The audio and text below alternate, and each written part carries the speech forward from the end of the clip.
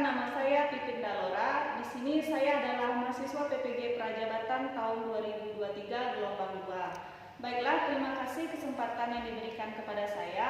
Di sini saya akan menjelaskan mengenai praktik pembelajaran lesson study kelas 10 PAS CE di SMA Negeri 12 Padang.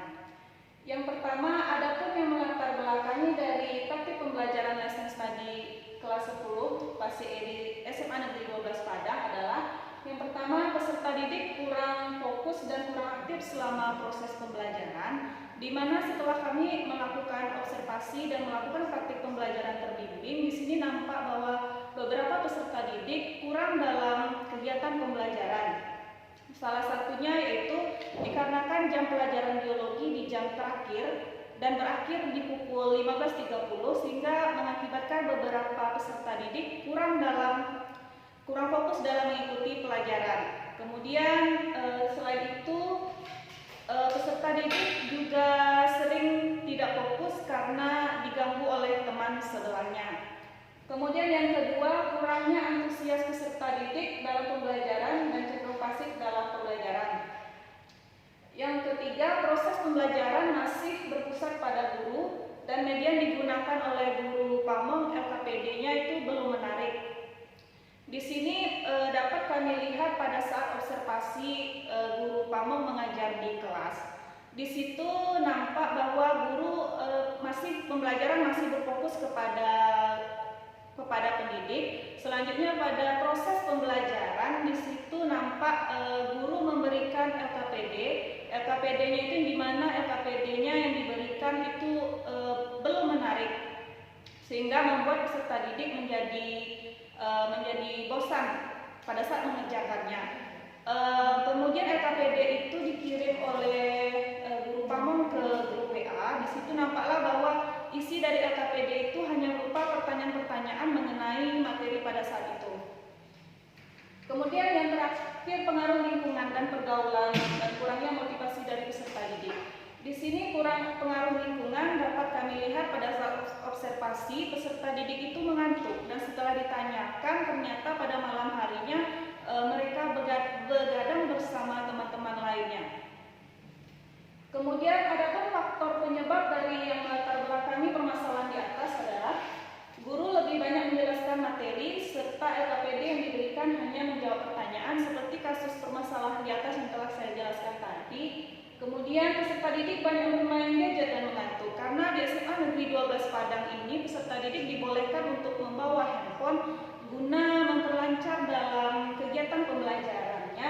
Jadi kalau kita tidak fokus dalam mengajar peserta didik, mereka akan fokus menggunakan gadget untuk hal yang lain. Jadi di sini perlunya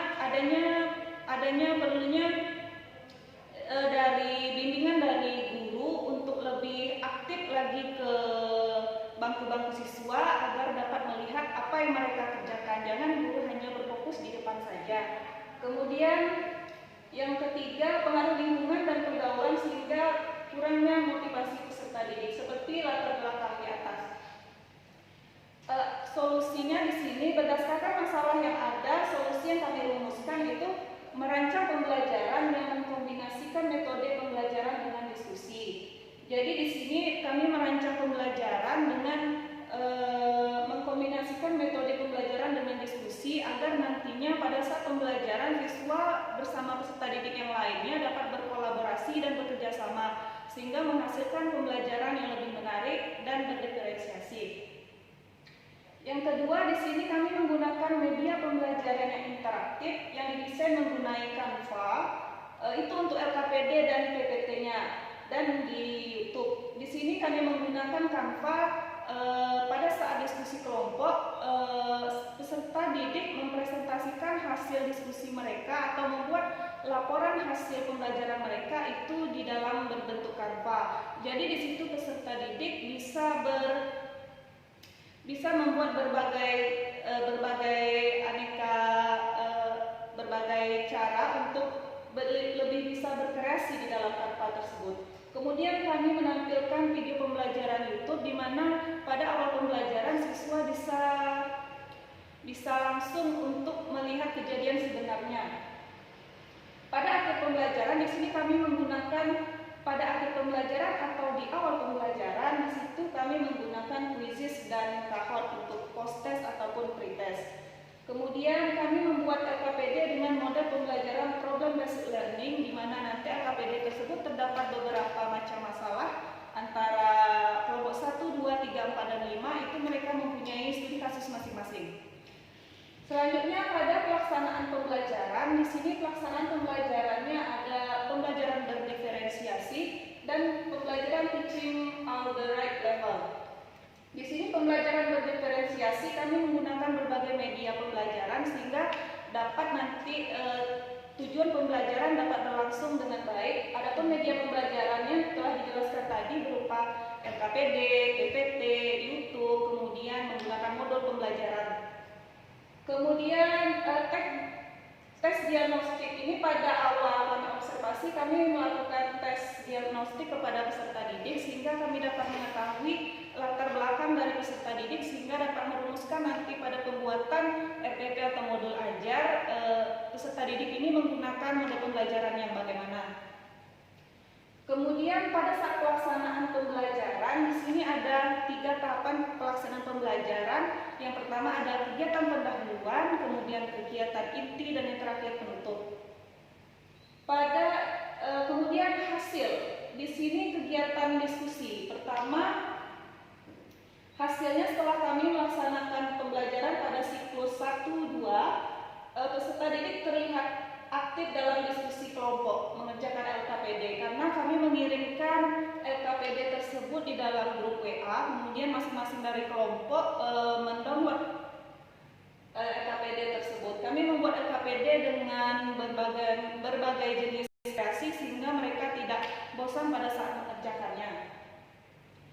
Kemudian pada saat diskusi kelompok di situ terlihat jelas nampak bahwa antara tim dalam kelompok mereka bekerja sama dalam mengerjakannya. Ada yang mengedit di Canva, kemudian ada teman yang lain mencari bahan pembelajarannya, kemudian ada teman yang lain membuat laporan kelompok. Kemudian pada saat kegiatan presentasi, peserta didik nampak antusias dalam memberikan pertanyaan kepada kelompok yang tampil. Hal ini nampak pada saat masing-masing kelompok mempresentasikan hasil diskusi mereka ke depan kelas. Di situ nampak bahwa anggota kelompok dari kelompok lain memberikan saran dan masukan kepada kelompok penyaji yang sedang tampil. Kemudian pada akhir kegiatan itu hasilnya kami melakukan post-test berupa quizzes dan cohort. Di sini nampak sekali antusias dari peserta didik dalam menggunakan quizzes dan cohort. Kemudian refleksi, faktor yang menyebabkan keberhasilannya, kami menggunakan model pembelajaran yang berlandaskan permasalahan kontekstual seperti yang dijelaskan pada kegiatan inti tadi, bahwa model pembelajaran yang kami lakukan itu model pembelajaran problem based learning. Kemudian menggunakan media pembelajaran yang mengoptimalkan partisipasi peserta didik dan peningkatan pengetahuannya. Di sini kami menggunakan media pembelajarannya tadi ada berupa LKPD, kemudian PPT, YouTube, dan kemudian ada modul belajar. Kemudian peserta didik mau membuka diri dalam proses pembelajaran, peningkatan keaktifan peserta didik. Di sini peserta didik pada saat proses pembelajaran mereka akan memberikan pertanyaan dan tidak malu atau sungkan untuk bertanya kepada guru di depan mengenai hal-hal apa saja yang mereka masih belum mengetahui dan belum mengerti. Dan pada saat itu juga pendidik akan balik bertanya kepada peserta didik yang lainnya apakah mereka tahu jawaban dari teman yang bertanya tadi. Kemudian yang keempat itu masih terkendala dalam pengelolaan kelas dan pengelolaan alokasi waktu. Di sini dalam pengelolaan kelas, misalnya kami telah menerapkan waktu yang kami butuhkan di dalam RPP, kemudian pada saat proses pembelajaran di situ tiba-tiba ada suatu masalah, misalnya pada kegiatan pembelajaran pada siklus kedua kemarin, di situ terdapat kendala yang ada kegiatan dari sekolah yang menyebabkan pembelajaran akan terhenti pada saat itu juga. Kemudian pengelolaan alokasi waktu. Yang terakhir, melatih kemampuan pengelolaan kelas dan konsistensi dalam pembagian waktu. Di sini sebagai calon guru profesional tentu kita harus melatih kemampuan untuk pengelolaan kelas dan konsisten dalam pembagian waktu sehingga sintaks-sintaks dalam RPP itu dapat kita selesaikan dengan baik dan tujuan dan capaian pembelajaran dapat berjalan dengan baik. Berikut adalah dokumentasi kami selama kegiatan praktik pembelajaran. Ada kegiatan plan bersama teman-teman sejawat mahasiswa PPG Prajabatan, kemudian ada Ibu Dr. Happy Alberida MSI, kemudian ada Ibu Loli, kemudian di sini ada kegiatan DU. Kegiatan DU di sini nampak sekali bahwa peserta didik sangat aktif dalam pelaksanaan kegiatan pembelajaran. Yang terakhir kami melakukan refleksi bersama guru pamong. Baiklah, demikianlah presentasi dari saya. Saya mohon maaf apabila ada kata-kata yang kurang berkenan di hati Bapak. Saya ucapkan terima kasih. Wassalamualaikum warahmatullahi wabarakatuh.